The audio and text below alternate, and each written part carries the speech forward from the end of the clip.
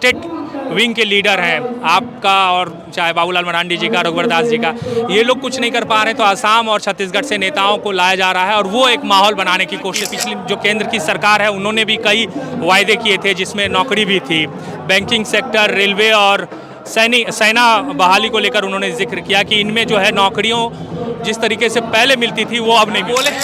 देश का हिसाब तो देश की जनता ने दिया और फिर प्रधानमंत्री बन गए। केंद्रीय मंत्री अर्जुन मुंडा है। सर, युवा आक्रोश रैली है, लेकिन लोग ये कह रहे हैं कि युवाओं का आक्रोश दिख नहीं रहा है। जेएमएम के नेता ये कह रहे हैं कि जिस तरह की भागीदारी होनी चाहिए थी वो भागीदारी तो दिख नहीं रही है। फिर सरकार घबरा क्यों रही है? इतना बैरिकेड क्यों लगाई? इतना बैरिकेड लगाने का मतलब क्या है? अगर उनको ऐसा लग रहा है तो इतना बैरिकेड जगह जगह पर क्यों लगाई हुई है? इतने फोर्स का डिप्लॉय क्यों किया गया है? डिस्ट्रिक्ट स्तर पर बैरिकेड क्यों लगाया गया है? यही दर्शाता है कि सरकार घबराई हुई है। सरकार अपनी जो विफलता है उसको छुपा रही है।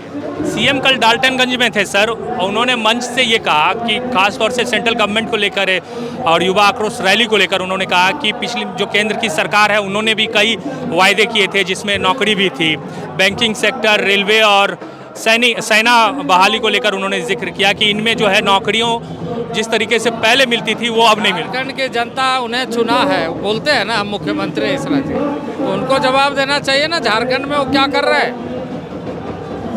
झारखंड का जवाब कौन देगा?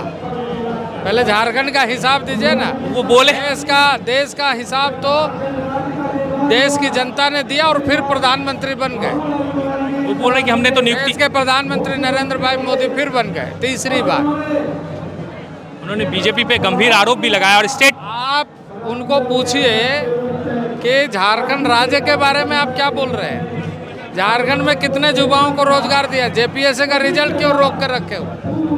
जेपीएससी का रिजल्ट तैयार होने के बाद लोग बता रहे हैं रिजल्ट तैयार है, सूत्र बता रहे हैं, लेकिन वो पब्लिश नहीं किया जा रहा है क्योंकि उसमें घालमेल की कोशिश की जा रही है। वो लगातार दावा कर रहे हैं कि जो योजनाएं सरकार चला रही है उससे सीधा फायदा जो है गांव के लोगों को मिल रहा है। हम गांव देहात से सरकार चलाते हैं, गांव की बात करते हैं। यह मुझे मालूम है, वो हमें ना बताए। इस राज्य में भारत सरकार के अलॉटमेंट के पैसा पिछले 3-4 वर्षों से कितना पड़ा हुआ है उसी का हिसाब देते हैं। जो डेवलपमेंट के लिए दिया गया पैसा विभिन्न विभागों का है। सर, आखिरी में वो एक और आरोप बीजेपी पे उन्होंने लगाया कि जो स्टेट विंग के लीडर हैं आपका, और चाहे बाबूलाल मरांडी जी का, रघुवर दास जी का, ये लोग कुछ नहीं कर पा रहे हैं, तो असम और छत्तीसगढ़ से नेताओं को लाया जा रहा है और वो एक माहौल बनाने की कोशिश कर रहे हैं। देखिए, वो तो अपने क्षेत्रीय स्तर पर सीमित है, तो दूसरे को ऐसा मान रहे। भारतीय जनता पार्टी देश भर में देश के सभी जनता के लिए प्रतिबद्ध है और भारत एक है। बहुत शुक्रिया सर।